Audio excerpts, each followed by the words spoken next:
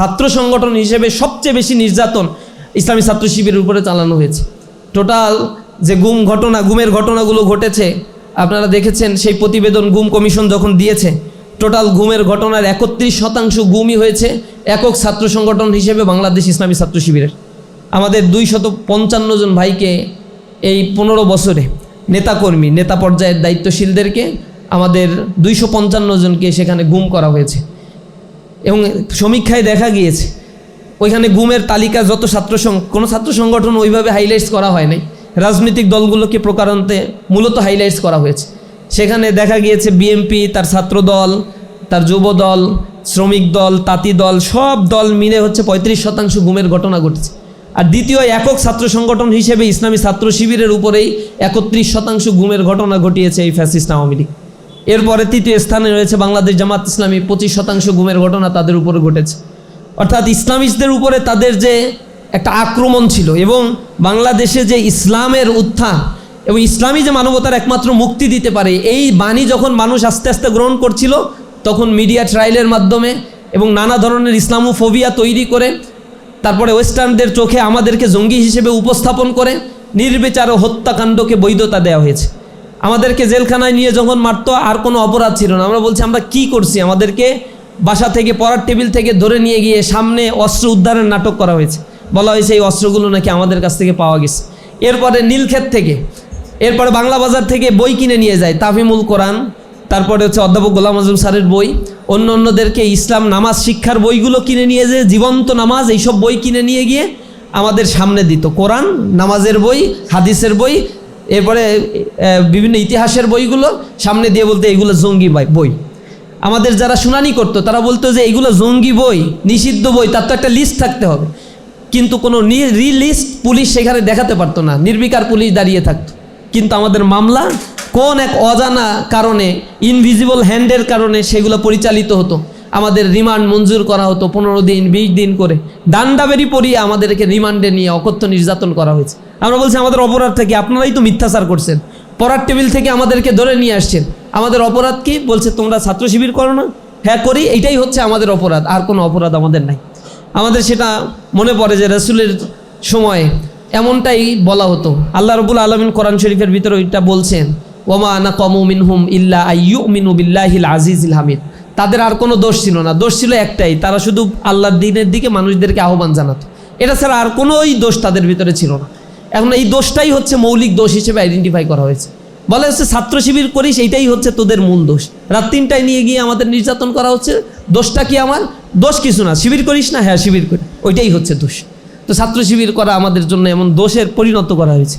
এবং 2009 সাল থেকে 24 সাল পর্যন্ত, আওয়ামী ফ্যাসিবাদ বিদায় নেওয়ার আগ পর্যন্ত, জুলাইয়ের আন্দোলনে তো আমাদের কয়েকশো ভাই শাহাদাত বরণ করেছে, তার আগ পর্যন্ত 103 জন ভাইকে বিনা বিচারে হত্যা করা হয়েছে।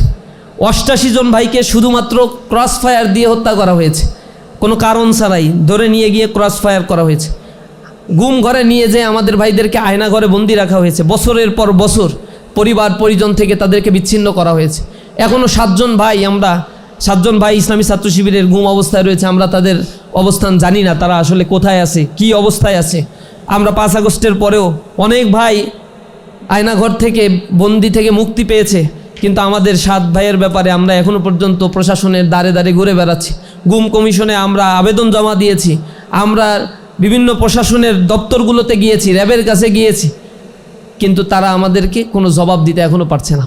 আমরা বলেছি যদি তাদেরকে এখনও সন্ধান দিতে না পারো, অন্তত সত্যি কথা বলো যে তারা এখন পৃথিবীতে নাই, তাদেরকে এইভাবে হত্যা করা হয়েছে, তাও অন্তত একটু আমাদের তথ্য দাও। সেই তথ্য রাষ্ট্রযন্ত্র আমাদেরকে এখনও পর্যন্ত দিতে পারছে না। এরপরে আমাদের এইখানে লেখাপড়া করতে গিয়ে অনেক ভাইয়ের ছাত্র জীবন শেষ করতে পারে নাই, বিশ্ববিদ্যালয়ে ইসলামী ছাত্র শিবির আইডেন্টিফাই করার কারণে ঢাকা ইউনিভার্সিটি থেকে আমাদের ভাইদেরকে ধরে নিয়ে অকথ্য নির্যাতন করে ঢাকা বিশ্ববিদ্যালয় থেকে বের করে দেওয়া হয়েছে, রাজশাহী বিশ্ববিদ্যালয় থেকে বের করে দেওয়া হয়েছে। একজন ভাইকে দেখেছেন যে দীর্ঘ 14-15 বছর পরে তার ফলাফলটা বন্দি করে আটক করে রাখা হয়েছিল, ফলাফল প্রকাশ করতে দেয় নাই। এই ফলাফল প্রকাশ হয়েছে, তিনি ফার্স্ট ক্লাস ফার্স্ট হয়েছেন রেজাল্টে। ইসলামী ছাত্র শিবিরের দায়িত্বশীল ছাত্র শিবির করে, এই কারণে তার রেজাল্টটা পর্যন্ত পাবলিকেশন করা হয় নাই, রেজাল্ট দেওয়া হয়নি, বিশ্ববিদ্যালয় থেকে তাকে বের করে দেওয়া হয়েছিল। এটা ছিল আমাদের উপরে চালানো সেই জুলুম নির্যাতনের অবস্থান।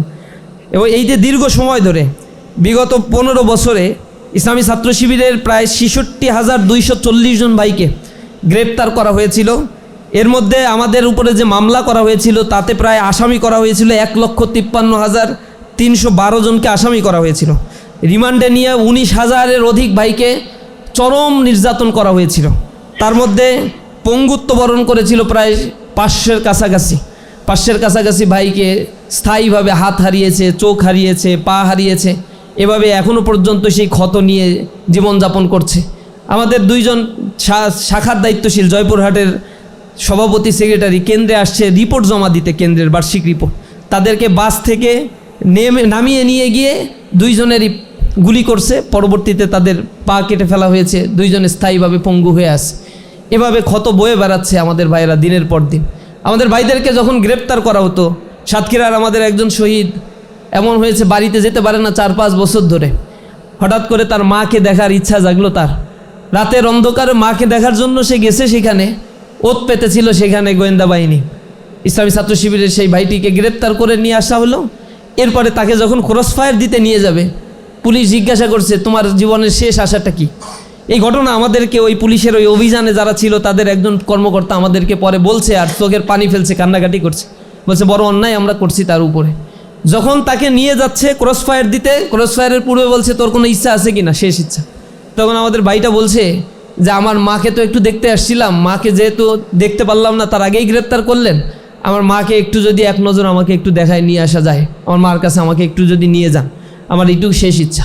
তখন অকথ্য ভাষায় গালিগালাজ করলো তাকে, গালিগালাজ করে বুটের আঘাত, লাথি মারছে, চোয়ার মারছে, ঘুষি মারছে। আহত অবস্থায় পরে আবার বলছে আর কোনো ইচ্ছা থাকলে বল, তোর মার কাছে নিয়ে যায়, আর পুলিশ সব তথ্য খবর সবাই জেনে যাক, নিউজ হোক। এটা হচ্ছে তোর দুষ্ট পরিকল্পনা। এটা নাকি আমাদের ভাইয়ের দুষ্ট পরিকল্পনা ছিল।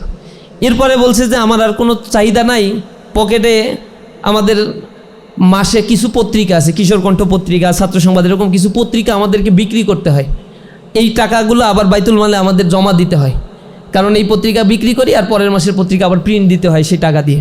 তো সেই ভাইয়ের পকেটে 300 সামথিং টাকা ছিল। সে টাকাটা বের করে বলছে যে এই টাকাটা তো হচ্ছে আমার পত্রিকা বিক্রির টাকা, দায়িত্বশীলদের কাছে এই টাকাটা দয়া করে একটু পৌঁছে দিয়েন, আর কোনো কথা আমার নাই। এরপরে তাকে গালিগালাজ করে ওই টাকাটা নিয়ে তাকে হত্যা করা হয়েছে। পরবর্তীতে এক পুলিশ কর্মকর্তা এগুলো বলছে আর চোখের পানি ফেলছে যে আপনাদের ভাইয়েরা ছিল এরকম। আমাদের দোষটা হচ্ছে ছাত্র শিবির করি, এই কারণে আমাদেরকে ক্রস ফায়ার দিতে হবে, মেরে ফেলতে হবে। ঝিনাইদহে আমাদের 2 জন শহর সভাপতিকে হত্যা করা হয়েছে, কেন্দ্র থেকে ধরে নিয়ে গেছে ঢাকা থেকে টানা। এবং এত বেশি হত্যাযজ্ঞ ঝিনাইদহ, সাতক্ষীরাগুলোতে চালানো হয়েছে, বগুড়ায় চালানো হয়েছে, এগুলো বর্ণনাতীত। এভাবে মানবাধিকার লঙ্ঘন করে দীর্ঘ সময় ধরে আওয়ামী ফ্যাসিবাদ তাদের জন্য যাদেরকে থ্রেট মনে করেছে, সবচেয়ে বেশি থ্রেট ইসলামী ছাত্র শিবিরকে মনে করেছে। এবং এখনও কেউ কেউ ইসলামী ছাত্র শিবিরকেই সবচেয়ে বড় থ্রেট মনে করে। যখন আমরা বলছি যে 5 আগস্টের পরে আপনারা এরকম জুলুম নির্যাতন চালিয়েন না, মানুষকে পাথর মেরে হত্যা করিয়েন না, এগুলা নিয়ে কর্মসূচি পালন করি, তখন আমাদেরকে বলে তোমরা রাজাকার, তোমরা আলবদর, তোমরা আশামস, তোমরা স্বাধীনতা বিরোধী, তোমরা গণহত্যাকারী। অথচ 20 বছর তাদের সাথে ছিলাম, তখন তাদের এগুলো হুঁশ ছিল না, আমরা গণহত্যাকারী, আমরা স্বাধীনতা বিরোধী, আমরা রাজাকার। তখন আমরা তুলসী পাতা ছিলাম, দুধে দোয়া তুলসী পাতা ছিলাম। বলছে আমাদের ভিতরে কোনো রাজাকার নাই, যে মন্ত্রিত্ব যাদেরকে দেওয়া হয়েছে তারা আসলে এরকম রাজাকারের তালিকার মধ্যে নাই। একই মুখে আবার বলতেছে এরা নাকি গণহত্যাকারী, রাজাকার। রাজনৈতিক স্বার্থ উদ্ধারের জন্য এরকম চরিত্র যুগে যুগে, এমন ফ্যাসিবাদী চরিত্র আমরা এক একটা রাজনীতিবিদদের মধ্যে এরকম দেখতে পাই। এটা লজ্জাজনক, দুর্ভাগ্যজনক। আমরা বলেছি অন্যায়ের বিরুদ্ধে কথা, বলে আমাদের নেতাকর্মীকে আমরা হত্যা করছি, তোমরা কথা বলার কে? নিজেদের নেতাকর্মীদেরকে নিজেরা হত্যা করছে। আপনারা দেখছেন যে 10 মাসে, এই যে মানবাধিকার সংগঠনগুলো রিপোর্ট দিয়েছে, গত 10 মাসে 756টি রাজনৈতিক সহিংসতার ঘটনা ঘটেছে, যেখানে নিহত হয়েছে 117 জন, আহত হয়েছে প্রায় 6000-এর অধিক। আর এই সহিংসতার ঘটনাগুলো আজকে রিপোর্টগুলো দেখবেন, প্রথম আলো, এরপরে আমার দেশ পত্রিকা, নয়া দিগন্ত পত্রিকা থেকে শুরু করে সব মেইন স্ট্রিম পত্রিকা রিপোর্ট করেছে যে হত্যাকাণ্ডের ঘটনা বিগত 10 মাসে ঘটেছে, 117 জন হত্যাকাণ্ডের ঘটনা, তার প্রায় 60 থেকে 70% হচ্ছে আন্তঃকোন্দলের সংগঠিত ঘটনা। রাজনৈতিকভাবে আন্তঃকোন্দল হয়ে নিজেরা নিজেদের দলের নেতাকর্মীদেরকে হত্যা করেছে। পার্টিকুলার একটা রাজনৈতিক দল 209 জনকে ইতিমধ্যেই আন্তঃকোন্দলে হত্যার ঘটনাগুলো সংগঠিত করেছে। এগুলোর বিরুদ্ধে আমরা তো কথা বলেছি যে না, এই হত্যাকাণ্ডগুলো তো হত্যাকাণ্ড, এগুলোও তো মানবাধিকার লঙ্ঘন, এগুলোও তো কোনো মায়ের সন্তান, এগুলোই তো কোনো বাবার পরিবারের কোনো সন্তানের বাবা। সুতরাং সকল প্রকার হত্যাযজ্ঞ এই বাংলাদেশ থেকে বন্ধ করতে হবে। এগুলো কেন আমরা আমরি ওয়াহলুল উকদাতাম মিন লিসানি ইয়াফকাহু কওলি।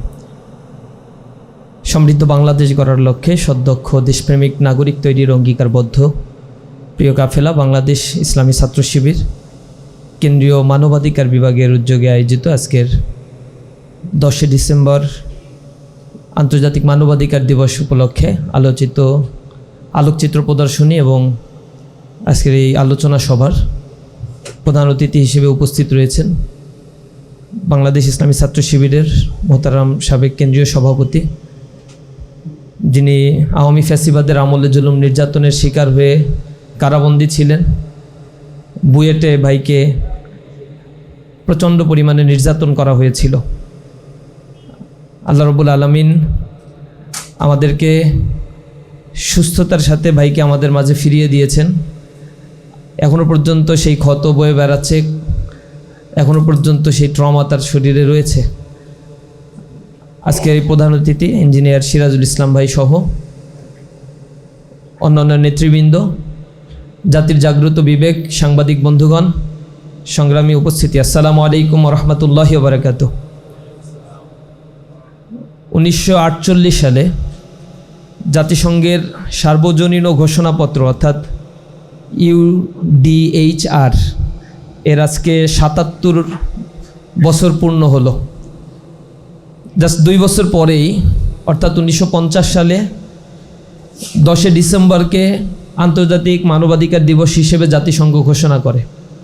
এর মূল প্রেক্ষাপটটা ছিল বিংশ শতাব্দীতে ঘটে যাওয়া যে ঘটনাগুলো তা মানুষের মধ্যে ব্যাপক ক্ষতের সৃষ্টি করে। বিশেষ করে প্রথম বিশ্বযুদ্ধ, দ্বিতীয় বিশ্বযুদ্ধে কোটি কোটি বনি আদমকে নির্বিচারে হত্যা করা হয়। অক্ষশক্তি কর্তৃক এই হত্যাযজ্ঞ শুরু করা হলেও পরবর্তীতে মিত্রশক্তিরা চতুর্মুখী আঘাত করে বিভিন্ন জায়গায় বাফার স্টেট তৈরি করে জাতিগত নিধন, যেটা এই ইথনিক ক্লিনজিং সংগঠিত করেছিল, জেনোসাইড ঘটিয়েছিল। দ্বিতীয় বিশ্বযুদ্ধের পরিসমাপ্তি হয়েছিল, কিন্তু এটা ছিল এক ধরনের কনস্পাইরেসি, যে কনস্পাইরেসির পার্ট হিসেবে পরবর্তীতেও এই পৃথিবী আরও অনেকগুলো যুদ্ধ দেখেছে। কোল্ড ওয়ার হয়েছে, কমিউনিস্টদের উত্থান হয়েছে, গণনিধন যজ্ঞে পরিণত করা হয়েছিল এই ভূখণ্ডকে, এই স্টেপকে। আপনারা জানেন এই অঞ্চলে রুয়ান্ডায় গণহত্যার ঘটনা ঘটেছিল, যেখানে পলপটের নেতৃত্বে 30 লক্ষ মানুষকে বেয়নেট দিয়ে খুঁচিয়ে খুঁচিয়ে হত্যা করা হয়েছিল। কমিউনিস্টদের উত্থান হওয়ার পরে তাদের বন্দোবস্ত এই পৃথিবীতে বাস্তবায়ন করার জন্য নির্বিচারে মানুষদেরকে তারা হত্যা করেছিল। গুলির অভাব ছিল, গুলি করে মানুষকে হত্যা করতে গিয়ে একটা বুলেট খরচ হবে, এ কারণে বুলেট খরচ না করে বেয়নেট দিয়ে খুঁচিয়ে মারত। যেহেতু গুলি খরচ হবে, এটা অর্থ খরচ হবে, কিন্তু জনগণের জীবনের মূল্য কমিউনিস্টদের কাছে তখন ছিল না। কম্বোডিয়ায় গণহত্যা করেছিল, খেমার রোজের নেতৃত্বে কি গণহত্যা চালানো হয়েছিল ইতিহাস তার সাক্ষী। পার্শ্ববর্তী চায়নায় যখন মাও সেতুংয়ের নেতৃত্বে কমিউনিজমের বিপ্লব হলো 49 সাল থেকে টানা দীর্ঘ সময় ধরে এখানে যে রিফরমেশন, পলিটিক্যাল রিফরমেশনের নাম করে লক্ষ লক্ষ মানুষকে হত্যা করা হয়েছিল। এরপরে কালচারাল রিফর্মের নাম করে 1976 পর্যন্ত প্রচুর মানুষকে এখানে হত্যা করা হয়েছিল। এর পাশাপাশি আলবেনিয়াতে আপনারা হয়তো ইতিহাস পড়েছেন, সেখানে কমিউনিজমের বিংশ শতাব্দীর মাঝামাঝি সময়ে উত্থান হওয়ার পরে হাজার হাজার লক্ষ লক্ষ মানুষকে তারা হত্যা করেছে। যত মসজিদ নির্মাণ করা হয়েছিল তৎকালীন সময়ে সব মসজিদগুলোকে ভেঙে গুড়িয়ে দিয়ে গুদামঘর তৈরি করা হয়েছে, অথবা বার, ড্যান্স ক্লাব, এগুলোতে রূপদান করা হয়েছিল। মানুষের অধিকারের কথাগুলো তারা বললে তাদেরকে নির্বিচারে হত্যা করা হতো। রাষ্ট্রযন্ত্র এমন হত্যাযজ্ঞে মেতে উঠেছিল। ইন্দোনেশিয়ায় গণহত্যা হয়েছিল। বিংশ শতাব্দীর হিসেব করলে দেখা যায় দ্বিতীয় বিশ্বযুদ্ধের পরেও এই ভূখণ্ডে, এই পৃথিবীতে অন্তত 13টি বড় বড় দুর্ঘটনা ঘটেছিল, যার মধ্য দিয়ে কয়েক কোটি মানুষ পৃথিবী থেকে বিদায় নিতে বাধ্য হয়েছিল। এরপরে তো জাতিসংঘ খুব তোড়জোড় করে একটা ফরমেশন গঠন করলো, কিন্তু তার মধ্যে কিছু ভেটো দেওয়ার ক্ষমতা সম্পন্ন রাঘব বোয়ালকে রেখে পশ্চিমাদের পকেটের একটা সংঘে পরিণত করলো, যেখানে মানবাধিকার বলতে বোঝায় তারা যেটাকে বলবে সেটা হচ্ছে মানবাধিকার, তাদের মতের বাইরে গেলে সেটা আর মানবাধিকার হিসেবে গণ্য হয় না। একবিংশ শতাব্দীতে এসে আমরা দেখতে পাচ্ছি গাজায় যে গণহত্যা চালানো হচ্ছে, সেখানে আমেরিকায় এই জাতিসংঘ প্রতিষ্ঠার পেছনে তার কলকাঠি সে নাড়লেও গাজায় গণহত্যার ব্যাপারে তার কোনো বক্তব্য নাই। সেখানে 70,000-এর অধিক মানুষকে হত্যা করা হয়েছে, যার অধিকাংশ হচ্ছে দুর্বল শিশু এবং নারীরা। খাদ্যের অভাবে তারা মাটি খেয়ে বেঁচে আছে, তারা ভূখণ্ডে নিউট্রিশনের অভাবে ভুগছে। এমন একটা পরিস্থিতি গাজায় তৈরি করা হয়েছিল। তিউনিসিয়ায় গণহত্যা চালানো হয়েছিল, হার্জেগোভিনায় গণহত্যা চালানো হয়েছিল। পৃথিবীর ইতিহাস তো এমনটাই ইতিহাস যেখানে মানবাধিকার লঙ্ঘন একটা নিত্য নৈমিত্তিক ব্যাপারে পরিণত হয়েছে। তারই ধারাবাহিকতায় আমরা এখন সোকল্ড সভ্যতার কথা বলে একটা সভ্যতার যুগে পদার্পণ করেছি, কিন্তু ক্ষমতাসীন যারা তাদের হাতেই মানবাধিকার এখন পর্যন্ত বন্দী হয়ে আছে। যার হাতে ক্ষমতা নাই তার মানবাধিকারের কথাও বলতে নাই। যদিও জাতিসংঘ ইউনিভার্সাল ডিক্লারেশন ঘোষণা করেছে, কিন্তু তার ইউনিভার্সালিটি নিয়ে কোশ্চেন আছে। এটা হচ্ছে পারপাসিভ ডিক্লারেশন। এই ডিক্লারেশন শুধুমাত্র তাদের জন্য প্রযোজ্য হয় যাদের আসলে ক্ষমতা রয়েছে, যাদের ভোকাল রয়েছে, যাদের শক্তিমত্তা আছে, কথা বলতে পারে। আর যারা হচ্ছে নিরীহ, যাদেরকে প্রোটেক্ট করার কেউ নাই, তাদের এই পৃথিবীতে আসলে মানবাধিকার বলতেও কিছু নাই। বাংলাদেশের ইতিহাসটাও এমনটাই আমরা দেখেছি। স্বাধীনতার পরবর্তী দীর্ঘ সময় ধরে গণহত্যাগুলো একটা নিত্য নৈমিত্তিক ব্যাপারে পরিণত করা হয়েছে। এখানে তো সেই গণবাহিনী বা রক্ষী বাহিনী গঠন করা হয়েছিল মুক্তিযুদ্ধের পরেই, স্বাধীনতা যুদ্ধের পরেই। এই রক্ষী বাহিনী গঠন করে হাজার হাজার মানুষকে বিনা বিচারে এক্সট্রা জুডিশিয়াল কিলিং করা হয়েছে, বিচারের মধ্য দিয়ে প্রহসন করে হত্যা করা হয়েছে। এই ঘটনাগুলো একেবারে দেশ স্বাধীনতার ইমিডিয়েট পরেরই ঘটনা, যার ফলশ্রুতিতে এখানে 1974 সালে একটা দুর্ভিক্ষ সংগঠিত হয়েছিল। এটা ম্যানমেড অনেকটাই। এই দুর্ভিক্ষ স্বাধীন বাংলাদেশে স্বাধীনতার পরে যেভাবে বাংলাদেশকে রিকনস্ট্রাকশন করার দরকার ছিল, সেখান থেকে বের হয়ে গিয়ে লুটপাট করা, মানুষকে শোষণের হাতিয়ার হিসেবে ব্যবহার করা, মানুষকে তার মানবিক অধিকার থেকে বঞ্চিত করা, ব্যাংক লুটপাট করা, এরপরে ক্ষমতাসীন যারা রাজনৈতিক ব্যক্তিবর্গ ছিল ক্ষমতা বাকশাল কায়েম করে নিজেদের কাছে কুক্ষিগত করে রাখা, এমন একটা অবস্থা পরিস্থিতি সেখানে তৈরি করা হয়েছিল। আপনারা জানেন স্বাধীনতার ইমিডিয়েট 1 বছর 2 বছরের ব্যবধানে তৎকালীন সময়ে ডাকসুর পক্ষ থেকে বঙ্গবন্ধু উপাধিটা থেকে কেড়ে নেওয়া হয়েছিল। বলা হয়েছিল যে ও বঙ্গবন্ধু হইতে পারে না, ও এত বেশি নির্বিচারে হত্যাকাণ্ড চালাইছে। সম্ভবত সেই সময় ডাকসুর ভিপি ছিলেন মুজাহিদুল ইসলাম সেলিম। তিনি পল্টনে প্রকাশ্যে ঘোষণা দিয়েছিলেন তার বঙ্গবন্ধু উপাধি আমরা মানি না, ডাকসু থেকে এটা বহিষ্কার করা হলো। এমন পর্যায়ে সে গিয়েছিল যে ঢাকা বিশ্ববিদ্যালয় থেকে নির্বাচিত প্রতিনিধিরা তৎকালীন সময়ে তার বিরুদ্ধে এই ঘোষণা দিয়েছিল। তারপরেও সে আরও বেশি মনস্টার হয়ে গিয়েছিল। এরই ধারাবাহিকতা বজায় রেখেছে পরবর্তী ধারাবাহিকভাবে রাজনৈতিক দলগুলো যারা ক্ষমতায় এসেছিল। স্বৈরাচারের উত্থান হয়েছে, স্বৈরাচার ধারাবাহিকভাবে এইখানের মানুষদেরকে তার ক্ষমতা কুক্ষিগত করার জন্য হত্যা করেছে। তার একটা ছাত্র সংগঠন প্রতিষ্ঠা করেছিল, সেই ছাত্র সংগঠন দিয়ে ত্রাসের রাজত্ব তৈরি করেছিল প্রত্যেকটা ক্যাম্পাসগুলোতে। স্বৈরাচার বিদায় নিয়েছে, মানুষ একটু স্বস্তির নিঃশ্বাস ফেলেছিল, ভেবেছিল কিছু একটা আস্থা এখন পাওয়া যাবে, কিন্তু সেটাও চুরি করা হয়েছে। চুরি করে যারা ক্ষমতায় দখল করেছে তাদের সেই নির্বিচারে লুটপাট করা, দুর্নীতির স্বর্গরাজ্যে পরিণত করা, মানুষের মৌলিক অধিকারগুলো কেড়ে নেওয়া, তাদের জমিগুলো জোর দখল করা, তাদের বেঁচে থাকার অধিকার কেড়ে নেওয়া। যখন কোনো রাজনীতিবিদদের বিরুদ্ধে কথা বলে, রাষ্ট্রের ব্যাপারে কথা বলে, রাষ্ট্রের অন্যায় অবিচারের বিরুদ্ধে কেউ কথা বলছে, তাদেরকে আয়নাঘরে নিয়ে যাওয়া হয়েছে, বিচার বহির্ভূত হত্যা করা হয়েছে, পুলিশের হেফাজতে নিয়ে হত্যা করা হয়েছে। এগুলো আমাদের চিরায়িত একটা স্বভাবে পরিণত হয়েছে।